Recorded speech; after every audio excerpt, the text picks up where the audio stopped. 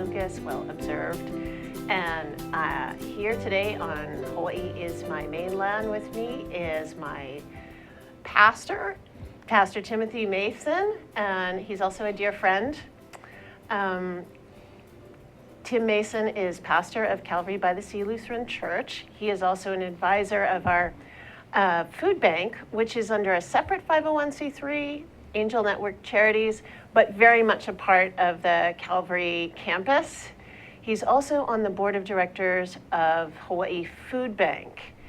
And Pastor Mason has been in Hawaii for about a dozen years, and he just jumped right in with both feet, doing outreach really in the trenches in one of the more difficult, thorny problems that we have here in Hawaii with the homelessness. And I invited Pastor Tim here today to talk about having spent a dozen years really in the trenches, although an interesting part of the trenches. What can you tell us? I mean, most of us don't have that personal relationship with the problem. It's a lot of headlines and difficult interactions. Well, and excuse me, the headlines I see are a lot of big ideas about trying to solve a big problem, but where I end up working is a lot on the fringes. I'm on the board with the Hawaii Food Bank, but my job there is to bring perspective to that amazing board. And then in a lot of the other things, I'm kind of on the edge with faith, action, community equity, and things like that, which work with trying to get affordable housing. One of the things that shocked me when I moved here, and I moved from Japan, and even in Japan, I was very much involved with the homeless issue and feeding the homeless in the city of Nagoya. When I got here, every day in my office, I would get a phone call. Okay, I have to say, Pastor Jim, I've never even heard of that there was a homeless problem in Japan. So that right there is shocking, but okay. Yeah, it's huge. Yeah. So you dealt with it there? We dealt with it there. We fed people there. We encouraged people. A whole big idea of that was to protect their dignity, hold them up as human beings, because the rest of society, especially in Japan, just threw them out. And they lived under bridges there. And it's gotten much worse, actually, like it has here. So what are they doing in Japan? Well, what we would do, because everything is so community-oriented, rather than having like individual bags of food and stuff like that, we'd make a huge pot, and everybody shared from the one pot. And then when we got done with that, some of us would sit and talk, sing, just what we could do to help them know that they weren't thrown out. And that was a particularly unique message that the Christians had. And there aren't many Christians in Japan.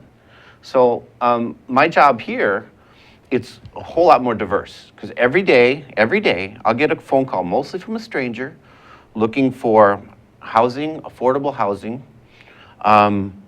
help with utilities, help maybe with legal aid, where do I go with whatever, and food and assistance.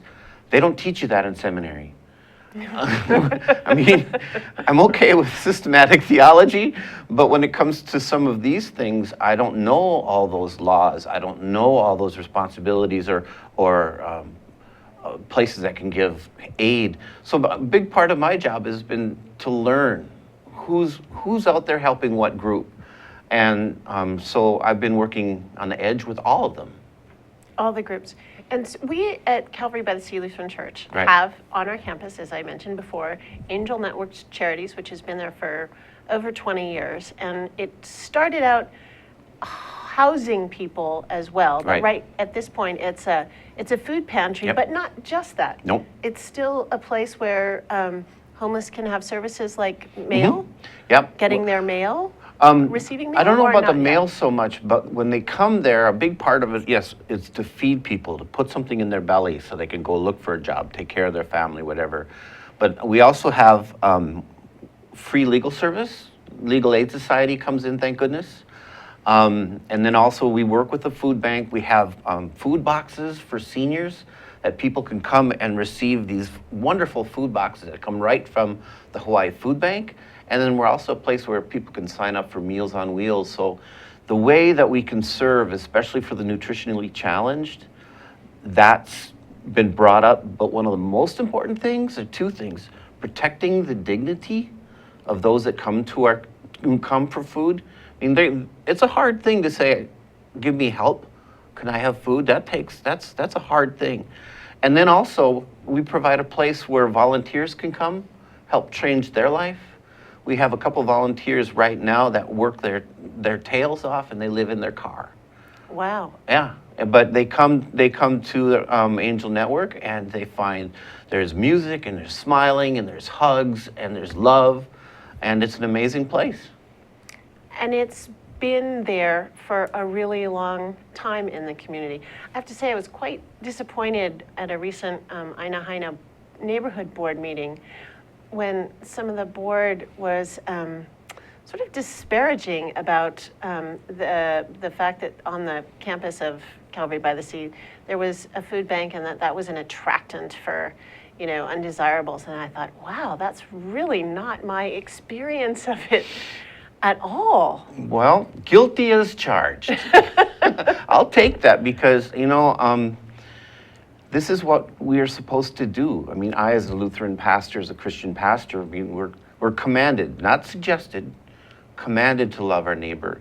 And in so doing, our faith deepens, our gratitude deepens, all those opportunities for deepening our experience, that's true.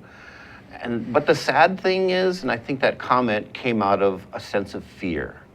Fear is a huge problem in helping us deal with all of these issues. People they're afraid of maybe a homeless person just by looking, or they're afraid of what they don't know.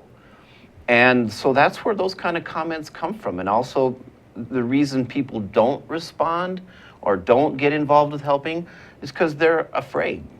And you can't be afraid.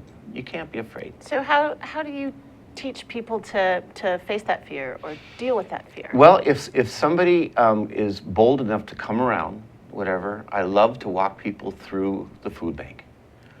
That's where everything, if you can look at somebody eye to eye, especially somebody that you might not like, that you've already put in your mind that you don't like, things change when you hear the story, because oftentimes the people that are getting food or the volunteers that are working there's a whole lot of them that they're there because they don't make enough money. They're employed. Many of them have homes, but between medical, food, insurance, housing, transportation, normally one or two of those five they can't make. Okay, let's reiterate that this is in Aina Haina, and it's a neighborhood that is relatively affluent. It is. I mean, it's It not really? known for chronic poverty.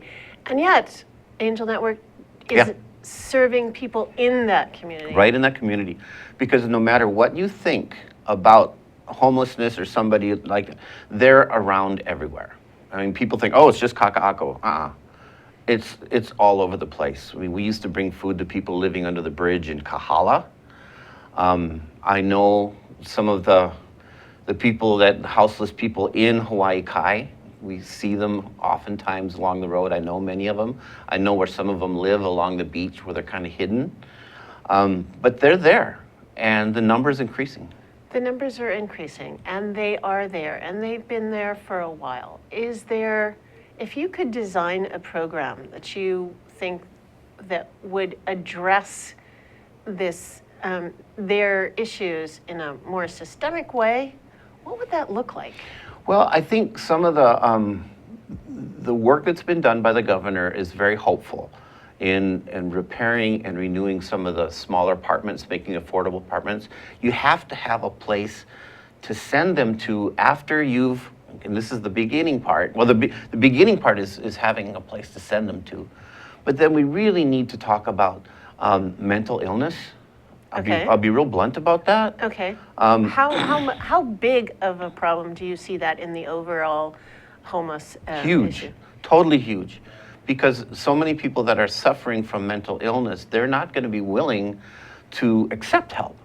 And they'll think they're safe living under the bridge in Nimitz or something like that, because that's all they know.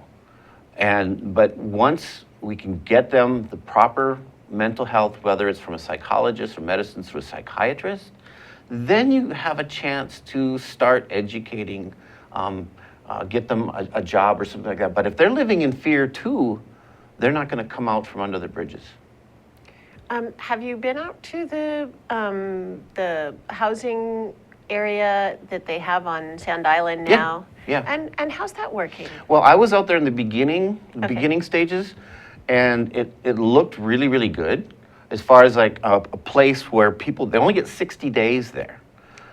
It's only okay. 60 days. But the thing is once you get them into a place like that, there are facilities and there's counselors and social workers that help them get a job or get into those apartments we were talking about. So it is out of the way, but it is a place, it's a safe place to go. And there's a huge community, can I call it that, living under Nimitz over in that area. And I see it every week. I'm over there every week. And some of the people from there got into, what's it called again, it doesn't matter. Yeah. Anyways, The one in Sand Island. it's Sand Island. Yeah. And it at least becomes a transition. It's small, but it's something. It's something. And we just received our representative, Mark June Hasham's letter today, and it showed, he's chairman of the Housing Committee, Yeah. that have been significant funds allotted this legislative session for the homeless and, Yep. and for affordable housing. Well, the renewing, because so many of them are in such bad condition. This is really good news. Yeah. Representative 129 Mark million. has done, that was really good news. Yeah. Yeah, I'm very thankful for that.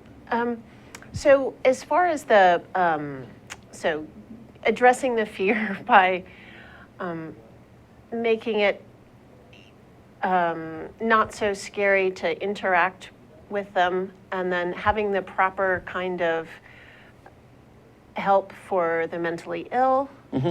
And then the 60-day thing, though, that's not quite long enough, we know, but it's a start.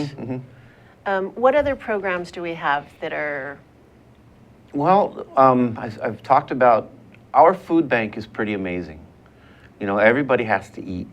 If you have an empty stomach, or if your children are crying because they have an empty stomach, you can't do anything. And right now, 20% of our island, 20% depend on the Hawaii Food Bank. And we're making, That's shocking. we're doing the job. We're getting food to the people that need it. The people that the Hawaii Food Bank, the board of directors and the volunteers and the staff, they work so hard. They're so efficient with the gifts that they're given. And the response of the community, especially when you have the food drive and things like that, has been amazing. Just the fact that the Hawaii Food Bank can keep up with those staggering numbers, that's an amazing thing. But it's not something we want to have. We want to change our economy so people can afford their own food. Well, that sounds like a good place to take a break. We'll be gone for a minute and then right back here on Hawaii is My Mainland. I'm Kaui Lucas, and with me is Pastor Tim Mason. Aloha! My name is Danelia, Danelia. And I'm the other half of the duo, John Newman. Aloha. We are the co-hosts of Keys to Success, which is live on the Think Tech live streaming network series, weeklies on Thursdays at 11 a.m. Aloha, my name is John Waihe'e, and I used to be a part of all the things that you might be angry at. I served in government here and may have made decisions that affects you. So I want to invite you in. I want to invite you in to Talk Story with me and some very special guests every other Monday here at Talk Story with John Waihe'e. Come on in, join us, express your opinion, learn more about your state, and then do something about it. Aloha. Welcome back to Hawaii is My Mainland. I'm Kaui Lucas, and with me is Pastor Tim Mason of Calvary by the Sea Lutheran Church, who's also on the board of Hawaii's Food Bank. Calvary by the Sea Lutheran Church is a member of Faith Action and Community Equity, ecumenical group that works hard on behalf of the homeless.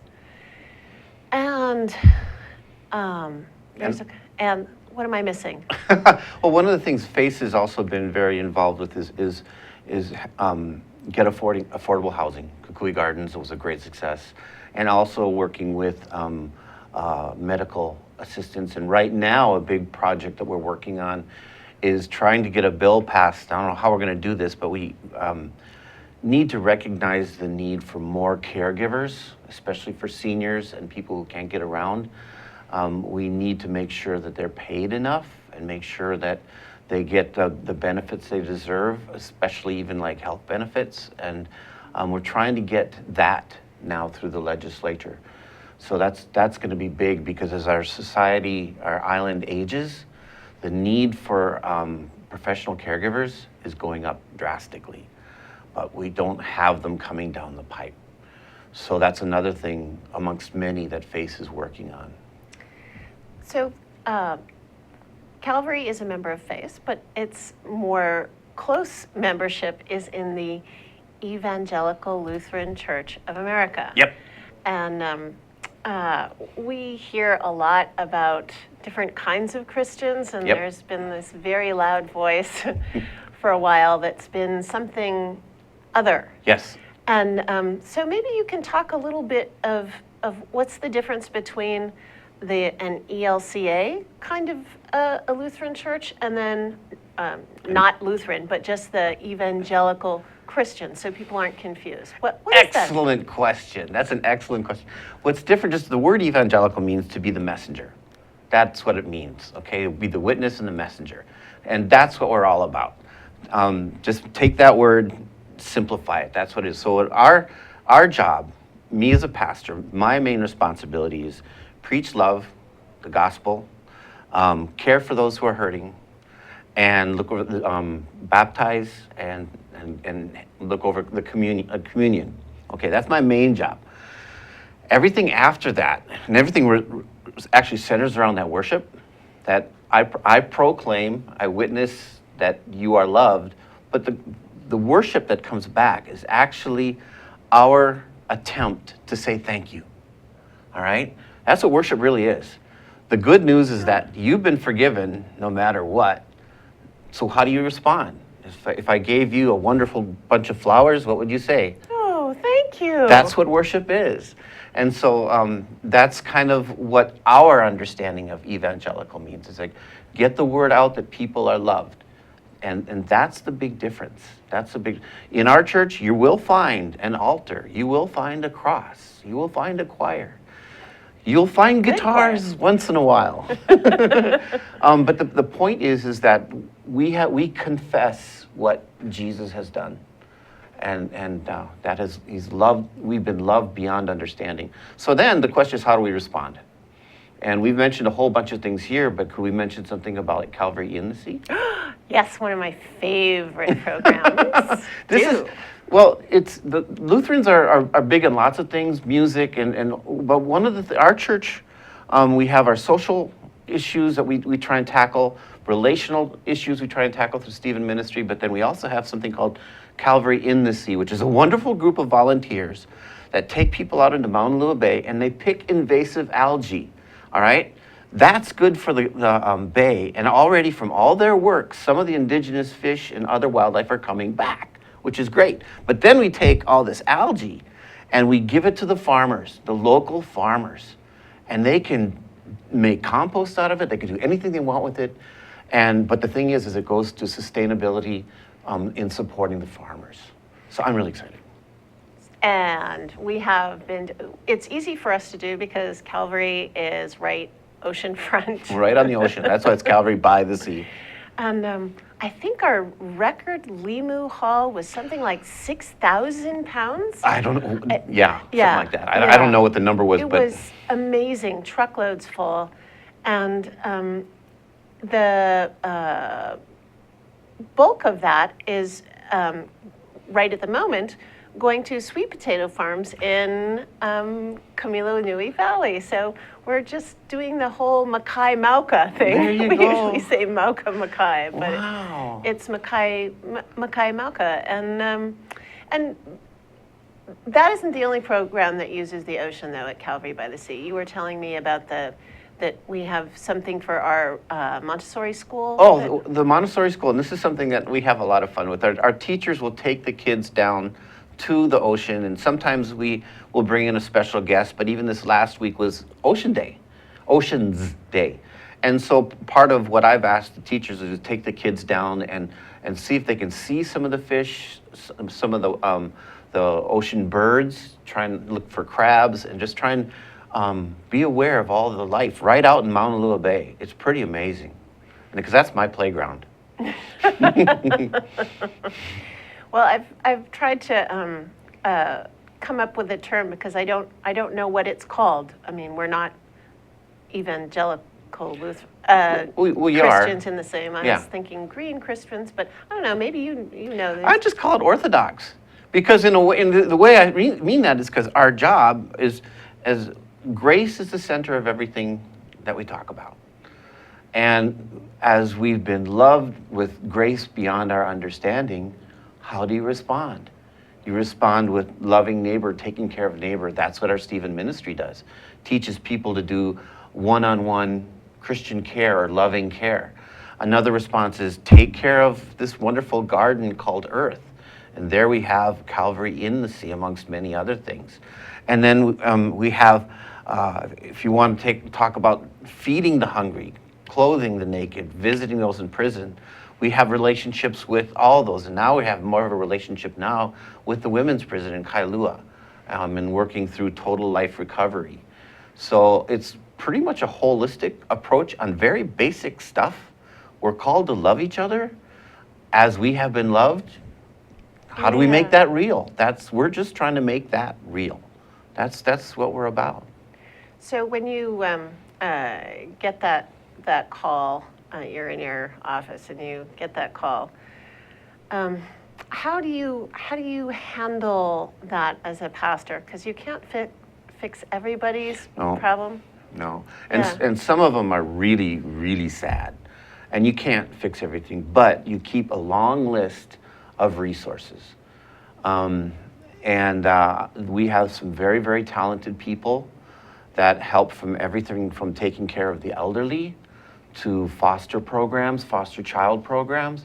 I have a long file of resources that I go to. We really have a lot of amazing individual groups that fill a very important niche. And so I have a lot of phone numbers.